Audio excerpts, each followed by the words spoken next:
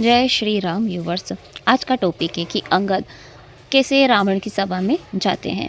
इससे पहले वाली वीडियो में हमने देखा कि कैसे मंदोदरी रावण को समझाती है कि राम जी विश्व रूप है, ये सारा विश्व जो है उनके हाथ पैर नेत्र कान ये सब उनके पूरे विश्व एक एक अंग का वर्णन किया है मंदोदरी ने कि भगवान जी की आंखें क्या हैं, भगवान जी के केश क्या हैं, उनके हाथ उनके पैर उनके सभी एक एक अंग का वर्णन किया है कि सारा विश्व रूप है श्री राम जी का ही रूप है, इनसे बैर न कीजिए। परंतु रावण उसकी एक भी बात नहीं सुनता है। अब यहाँ पर रामचंद्र जी वानरों के साथ बैठे हुए हैं। यहाँ प्रातःकाल राम जी जागे और मंत्री को बुला करके सलाह पूछी कि जल्दी ही कहो कि क्या करना चाहिए। यह सुनकर जामवान ने चरणों में मस्तक नवाकर कहा कि हे सर्वज्ञ, हे सफेद हृदय में वास करने वाले, हे बुद्धि बल तेज धर्म गुणों की राशि सुनिए। मैं अपनी बुद्धि के अनुसार सलाह बताता हूँ कि बालीपुत्र अंगद को दूत बना करके भेजिए। यह अच्छी सलाह सबके मन को प्यारी लगी। तब प्रपंडिता रामचंद्र जी ने बाली से कहा कि हे बुद्धि बल गुणों की निधान अंगद, हे तात, मेरे काम के लिए लंका जाओ। तुम्हें वो समझा कर क्या कहूँ, तुम परम चतुर हो, मैं जानता हूँ। शत्रु से वैसे ही बात करना जिससे हमारा काम हो और उसकी भलाई हो। प्रभु के आगे माथे पर चढ़ाकर चरणों में प्रणाम करके अंगद जी बोले कि भगवान श्री राम जी वही गुण निधान है जिस पर आप कृपा करते हैं। सब कार्य तो आप ही सिद्ध है, परंतु स्वामी ने मुझे आदर दिया है। यह विचार करके युवराज का हृदय प्रसन्न और शरीर पुलकित हो गया। यह अंगद युवराज रामचंद्र जी से कहते हैं कि सारे कार्य तो अपने आप ही सिद्ध है, परंतु आपने मुझे बढ़ाई दी है। यह लंका में घुसते ही रावण के पुत्र से भेंट हो गई, जो वहाँ खेल रहा था। बातों ही बातों में क्रोध हो आया। दोनों ही बड़े ही बलवान और युवा थे। उसने अंगद पर लात उठाई, ऊपर प्रकार के घुमाकर अंगद ने पृथ्वी पर से पछाड़ दिया। समूह भारी योद्धाओं को देखकर के इधर उधर चले गए, पुकार भी नहीं मचा सके एक दूसरे से भेद। यहाँ रावण का पुत्र खेल रहा था, तब अंगद जी वहाँ पर पहुँचते हैं। दोनों में अनेकों प्रकार से बातचीत होती है, तो क्रोधित होकर अंगद जी ने उन्हें मार दिया। सब वहाँ के राक्षस डर जाते हैं, राक्षसनियाँ डर जाती है कि जिसने पहले लंका जलाई थी वही उत्पादी वानर से फिर से आ गया, अब हमारी रक्षा कौन करेगा। इस प्रकार अंगद जिसे देखते वही डर के मारे सूख जाता है और सभी ही रावण की सभा की ओर रास्ता बतला देते हैं। जब रावण ने समाचार सुना कि सुनते ही बोला कि बुला लाओ कहाँ का बंदर है। आज्ञा पाकर के दूत दौड़े, वानरों में हाथी के समान अंगद को बुला लाए। अंगद ने रावण को कैसे बैठे हुए देखा, मानो सजीव काजल का पहाड़ हो। इस प्रकार से जब अंगद रावण की सभा में गए, सारे देवता उसके अधीन थे। शनि देव सभी सारे देवता सभी हाथ जोड़े रावण के आगे खड़े हैं। इसी कारण से तो रावण का अभिमान था कि सारे देवताओं तो मेरे वश में हैं, तो मैं किस मनुष्य के। देखिए, रावण को पता था कि मेरी मृत्यु मनुष्य के हाथ होगी, परंतु उसका इतना घमंड अभिमान आ गया था कि एक मनुष्य मुझे क्या मार सकता है, मैंने देवताओं को अपने वश में कर रखा है। अब अंगद जी वहाँ पर जाते हैं, तब रावण को देखते हैं।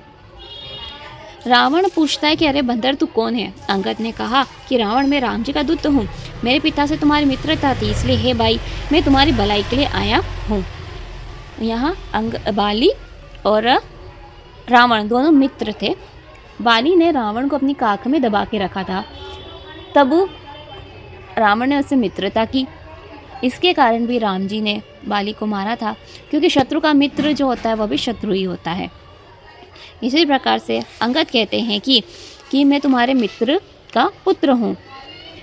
इसी प्रकार से अंगद रावण को समझाने लगता है कि रामचंद्र जी का भजन करो और इस प्रकार से कर, हे शरणागत रक्षक रघुवंश मणि, अब मेरी रक्षा कीजिए। ऐसे दीन वचन सुनते ही राम जी तुम्हें अभय कर देंगे। रावण बोला कि अरे अधम अबंदर, संभल कर बोल। अरे मूर्ख, क्या मुझे देवताओं के शत्रु को तूने जाना नहीं? अरे भाई, अपने और अपने बाप का नाम तो बता, किस नाते से मित्रता मानता है। अंगद ने कहा, मेरा नाम अंगद, मैं बाली का पुत्र हूँ, उनसे कभी तुम्हारी भेंट हुई थी ना। अंगद की बात सुनते रावण सकुचा गया, बोला कि हाँ, बाली नाम का एक वानर था, मैं उसे जानता हूँ। हे अंगद, तू तो बाली का बेटा है, तू तो अपने वंश में अग्नि के समान कुलनाशक उत्पन्न हुआ। जैसे रावण को पता चला कि रामचंद्र जी ने ही बाली का वध किया है और अंगद जो है अब राम जी के ही दूत बनकर है, मतलब जिसने पिता का वध किया उसी के साथ मैत्री कर रहे हैं, तब इसके लिए कहते हैं तो कुलनाशक है। अब कुशल कहो कि बाली कहाँ है। तब अंगद ने हंसकर कहा 10 दिन बीतने पर बाली के पास जाकर के उसे छाती से लगा करके उसकी कुशल पूछ लेना। श्री रामचंद्र जी से बैर करने से जैसी कुशल होती वह तुम्हें सुनावेगा। अरे मूर्ख सुन, बैर तो उसी के मन में पड़ सकता है जिसके हृदय में श्री राम जी न हो। हे रावण, मैं कुलनाशक हूँ और तुम सच्चे कुल पालक हो, ऐसे अंधे बेरे भी नहीं करते। तुम्हारे तो कान और आँखें 20-20 है। देखिए यहाँ अंगद को जब बाली मर रहा था तब बाली ने सारा अपना छल कपट त्याग दिया। उनके बुद्धि के पटल खुल गए थे।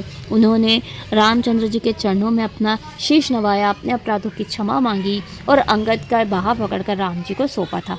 इसी कारण से अंगद को पता था कि बाली माना कि रामचंद्र जी ने बाली का वध किया है, मेरे पिता का वध किया, परंतु बाली जो था वो अपराधी था। इसी कारण से श्री रामचंद्र जी पर उनकी अंगद की बड़ी ही प्रीति थी। अंगद रावण को समझाता है, कहता है शिव जी, ब्रह्मा जी, सब देवगण मुनिगण जिनके चरणों की सेवा करना चाहते हैं, उन प्रभु का दूत होकर के मैंने कुल को डुबो दिया। तेरी मति ऐसी है, तुम्हारा हृदय विदीर्ण नहीं हो जाता। अंगद जी के कड़े वचन सुनकर के रावण बहुत चढ़ा करके बोला कि दुष्ट तेरे कड़वे वचन में इस कारण से सह रहा हूँ कि मैं नीति धर्म को जानता हूँ। अंगद बोला, तुम्हारी धर्मशीलता मैंने भी सुनी है, तुमने पर स्त्री की चोरी की है और आंखों से दूतों की रक्षा की देख ही ली है। ऐसे धर्म व्रतधारी तुम चुल्लू भर पानी में डूब नहीं मरते। नाकान कटी हुई बहन सुर्पणखा को देखकर धर्म विचार की तुम्हें रक्षा कर दी थी। तुम्हारी धर्मशीलता संसार में प्रसिद्ध है। मैं भी बड़ा भाग्यवान हूँ जो तुम्हारे दर्शन पाए। रावण बोला कि अरे मूर्ख पशु बंतर, बकवाद मत कर, मेरी भुजाओं को देख जो महाबली लोकपालों के बल रूपी चंद्रमा को ग्रसने के लिए राहु के समान है। आकाश रूपी पातालों में मैंने अनेकों बार शिव कैलाश पर्वत को उठाया था ना रावण ने, तो रावण के घमंड आ गया था कि मेरी भुजाओं में कितना ही अपार बल है। सुन अंगद, तुम्हारी सेना में मुझसे लड़ने योग्य कौन सा योद्धा है? तुम्हारा प्रभु स्त्री के वियोग से बलहीन है, उसी का भाई उसी के दुख में दुखी है, निर्बल है। तुम और सुग्रीव दोनों ही नदी के किनारों के वृक्ष हो। मेरा भाई विभीषण बड़ा ही डरपोक है, मंत्री जामवंत बहुत ही बूढ़ा है, अब समर में क्या लड़ सकता है? नल और नील तो शिल्पकर्म जानते हैं।